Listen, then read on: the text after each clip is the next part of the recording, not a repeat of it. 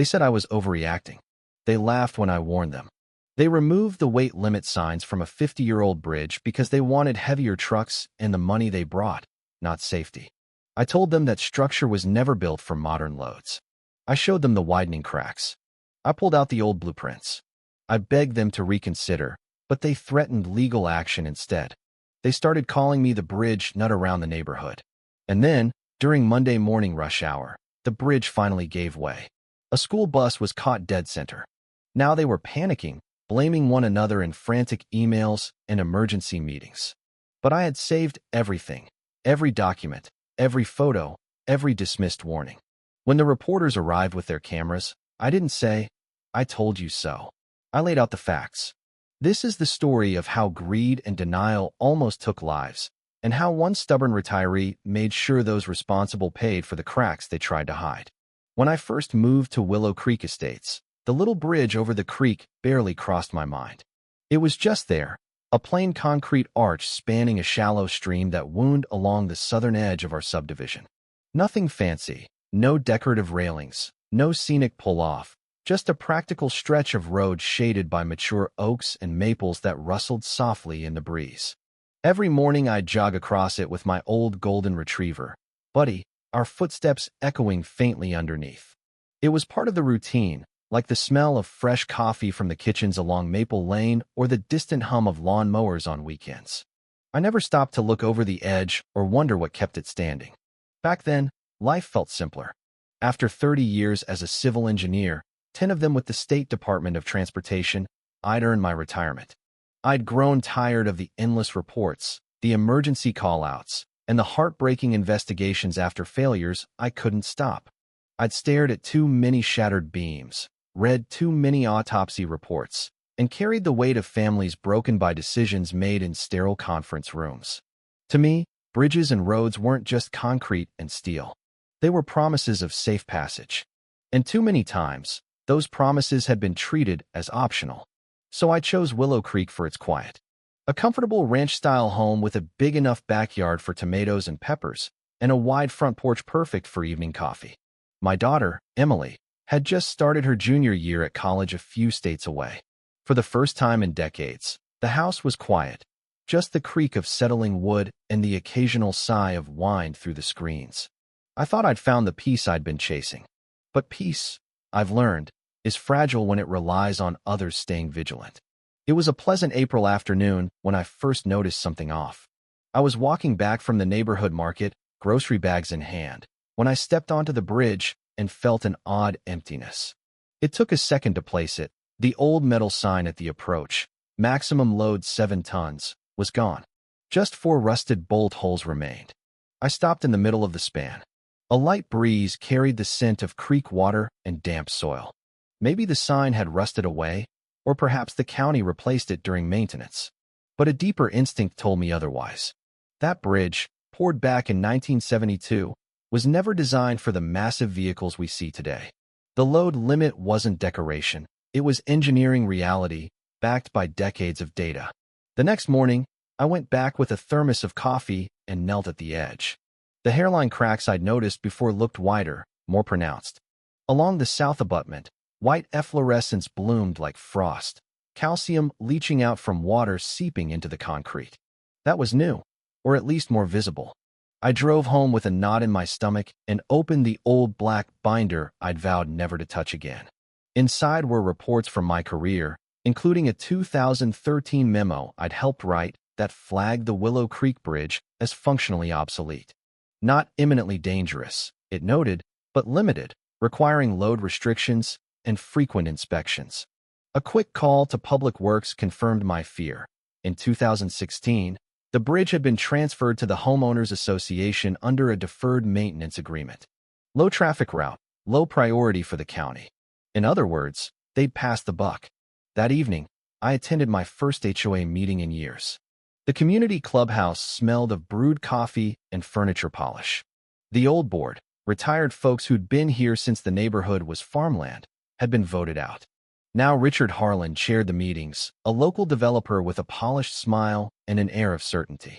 Beside him sat Laura Bennett, vice president, always impeccably dressed, her expression suggesting the rest of us were perpetually falling short. When resident comments opened, I stood. "I've noticed the load limit sign on the South Bridge is missing," I said calmly. "Was that a board decision?" Laura answered quickly. "Yes. It was weathered and detracted from the community's appearance. We're refreshing our aesthetic standards for a more modern look." My neck flushed hot. "You removed a structural safety sign for cosmetics?" Richard leaned forward with open palms. "A consultant reviewed it and found it sound. Some residents complained the sign looked too industrial. We're simply updating." "Was your consultant a licensed structural engineer?" I asked. "Did they do core samples, check for rebar corrosion, assess fatigue?" I explained the 2013 report, the risks of heavier traffic. Laura's smile tightened. "Mr. Thompson, we appreciate input, but the board has voted. The issue is closed." I sat down, the room's lights buzzing overhead. That night on the porch, watching headlights cross the span, I felt an old familiar ache.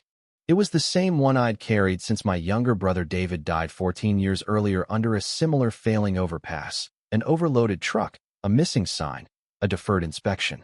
I'd testified at the inquiry, held my mother as she grieved, and sworn I'd never stay silent again when preventable danger loomed.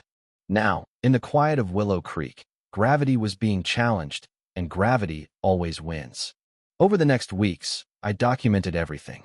Photos of cracks, videos of heavy trucks rumbling across, copies of old reports. I compiled a thick folder and presented it to Laura at the HOA office. She refused to take it seriously, insisting their contractor had deemed it fine. A newsletter soon boasted of streamlined signage and certified experts confirming safety. No names, no credentials. I emailed a formal request for those credentials. No reply. But the trucks came anyway, delivery semis, construction rigs. For a new lifestyle center, the board was partnering on shops, a cafe, yoga studio. Profit on the horizon. Neighbors started whispering about me. The bridge nut, the paranoid retiree haunted by past trauma. At the next meeting, I presented copies of the state report and a photo of David in his hard hat. I explained the risks plainly. Laura threatened formal censure if I continued disrupting with emotional appeals. They sent a letter taped to my door, notice of behavioral concern. Then a certified cease and desist, accusing me of spreading false information and demanding I stop all commentary. My daughter Emily helped from afar, digging into public records. She found it. Laura had a hidden financial stake in the development through family trusts. The pieces fit. The sign wasn't removed for beauty. It was removed to allow unrestricted heavy traffic, the fastest route to profit. I forwarded everything to county officials, code enforcement, and an old contact at the local paper. Cracks worsened. A major fissure appeared after a loaded flatbed. I filmed it, sent urgent updates. The board spun it as routine wear, planned cosmetic patches. Then came the Monday morning. A deep groan vibrated through the ground. I ran from my porch to find the bridge partially collapsed, the deck buckled, a school bus tilted dangerously, children crying inside. Emergency crews arrived. I helped direct, shouting to keep weight still. Kids were safely backed off. Laura showed up demanding answers, accusing me of sabotage. Police kept her back. Reporters swarmed.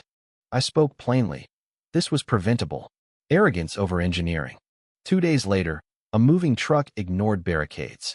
The bridge collapsed completely, thunderous crack, dust cloud, the cab plunging into the creek. The driver survived, miraculously alone on the span. Emails leaked, Laura dismissing concerns as optics liabilities, joking about my warnings helping manage expectations. The neighborhood erupted. Petitions for board removal.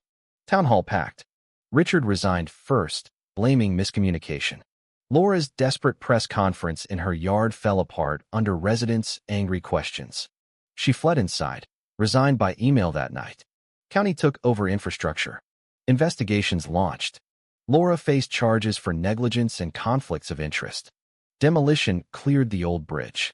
A new one rose, modern, reinforced, with clear load signs and sensors. At the ribbon cutting, I spoke briefly. This isn't about blame. It's about remembering that what we build must outlast our shortcuts. The community changed. Neighbors who once avoided me now nodded respectfully. We listen more, Assumed less. Emily and I walked the new bridge often. Solid footsteps, no hollow echoes. I finally felt the peace I'd moved here for, not because nothing could go wrong, but because we'd learned to watch for the cracks before they swallowed us whole. What do you think? Have you ever seen something like this in your own neighborhood? Leaders prioritizing looks or money over real safety? Or stood up against a group decision that felt dangerously wrong? Drop your thoughts in the comments. Share your stories of injustice or negligence you've witnessed in everyday life. And tell me where you stand on holding people accountable when lives are at stake. I'd love to hear your perspective.